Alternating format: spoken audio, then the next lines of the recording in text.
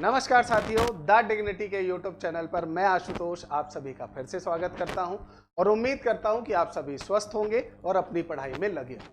दोस्तों, आज हम इस छोटी सी वीडियो में आपका CISF के अंतर्गत आपका जो SCM का पेपर कंडक्ट कराया गया था आपके अगस्त में और आपका जुलाई में, आपका 23 जुलाई 30 जुलाई है ना, और आपका जो पेपर 3 दिनों में आपका जो है कंडक्ट कराया गया था 2019 का, उसकी आपकी रिवाइज्ड आपकी आंसर की जारी की गई है। अब इस आंसर की में क्या बदलाव हुए हैं, उसका प्रभाव आपके रिजल्ट पर क्या पड़ेगा, रिजल्ट कब देखने को मिलेगा, टाइपिंग की तैयारी करें या ना करें, टाइपिंग कब से स्टार्ट होगी, इन सारे प्रश्नों का जवाब इस छोटी सी वीडियो में देने का प्रयास करूंगा। उम्मीद करता हूं कि आप इस वीडियो को अंत तक देखेंगे और यदि वीडियो आपको पसंद आ रहा है तो चैनल को सब्सक्राइब करना मत भूलिएगा, क्योंकि उससे हमारा मनोबल बढ़ता है और आप जैसे विद्यार्थियों से जुड़ने का मौका मिलता है। तो दोस्तों, हम स्टार्ट करते हैं। देखिए, आपको जो है ये रिवाइज आंसर की अगर आपने देख ली है तो बहुत अच्छी बात है, लेकिन अगर आप कहते हैं कि सर अभी तक हमने नहीं देखी है, तो ये ऑफिशियल वेबसाइट है CISF की और वहां पर आपको ये आंसर की मिल जाएगी SCM के नाम से। ये इस तरह से आंसर की आपके सामने ओपन होगी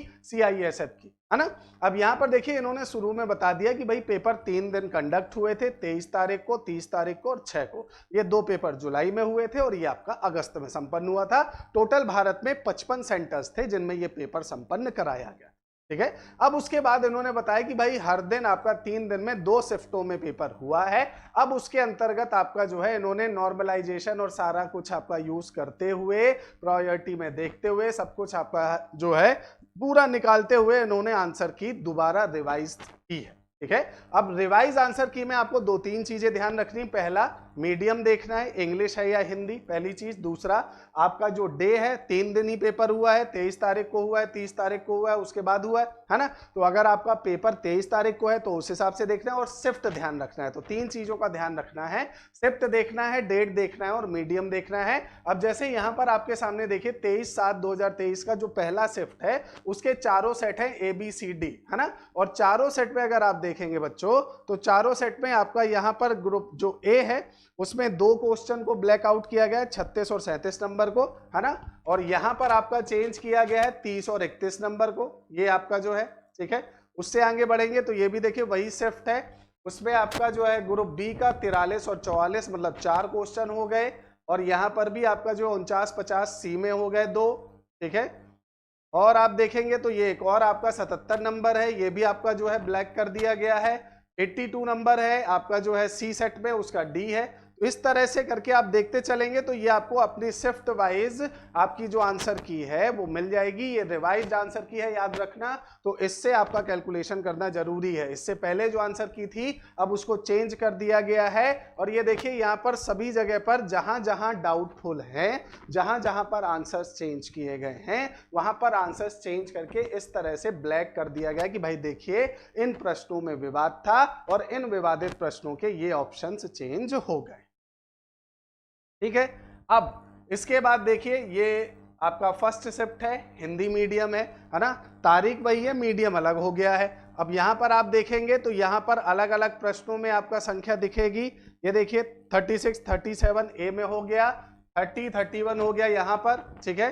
तो आप खुद से आराम से धैर्यतापूर्वक अपना डेट, टाइम, आपका जो है आपकी जो शिफ्ट है वो और मीडियम को देखते हुए इस आंसर की को पूरी तरह से चेक कर लीजिएगा। बहुत सारे बच्चों के बहुत सारे टेलीग्राम में मैसेज आए हैं। आप अगर हमारा टेलीग्राम चैनल अभी तक आपने ज्वाइन नहीं किया और आपको ये आंसर की नहीं मिल रही है तो हमारा the dignity official Telegram channel है, उसको ज्वाइन कर लीजिएगा। उसमें ये PDF आपको अवेलेबल हो जाएगी। कई सारे बच्चों के प्रश्न हैं कि सर यहाँ पर कई जगह पर आपका कुछ और भी लिखा हुआ है। तो जैसे आप देख रहे हैं ये तो चेंजेस वाले हैं जहां पर इन्होंने पूरा ब्लैक कर दिया है, लेकिन कई जगह पर इन्होंने आपका जो प्रिंट मिस्टेक है इस तरह से लिख दिया है कि भाई यहां पर प्रिंट मिस्टेक हुई है।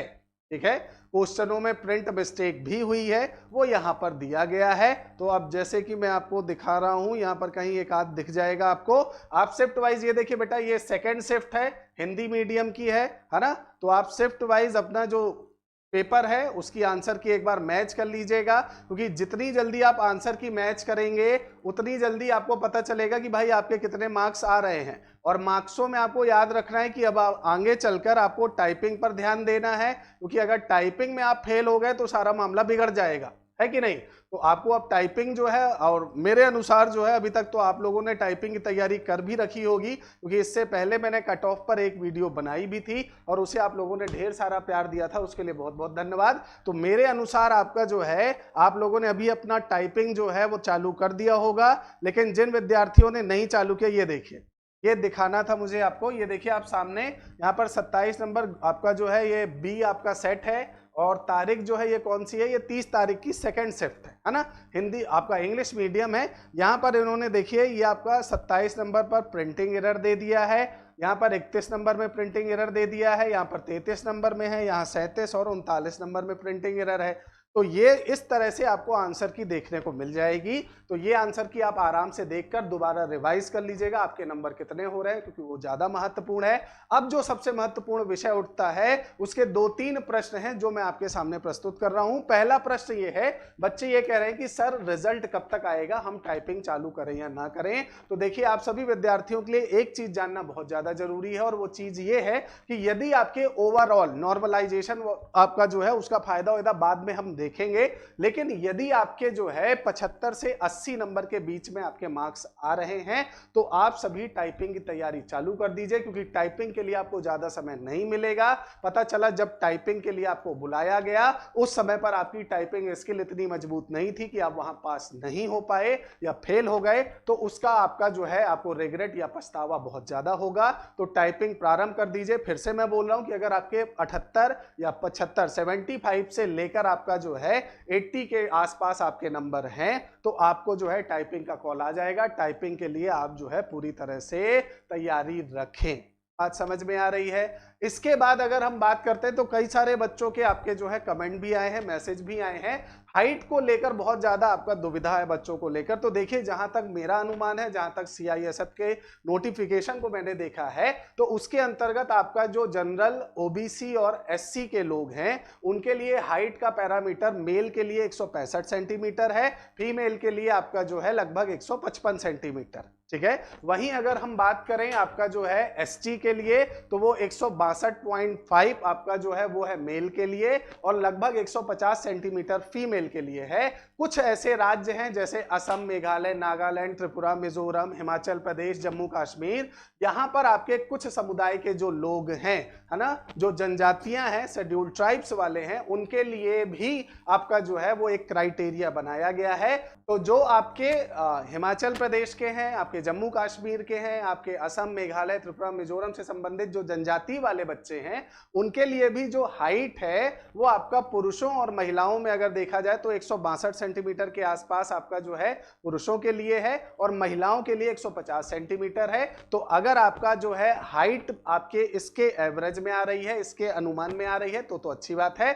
अगर इससे कम आ रही है तो एक बार आपको जो है और अच्छे से नोटिफिकेशन देखने की आवश्यकता है। इसके अलावा भी अगर आपको कोई समस्या है, कोई डाउट है आपके दिमाग में, तो आप एक बार कमेंट करके जरूर बताइएगा, हमारी टीम उसका समाधान जरूर करेगी। धन्यवाद।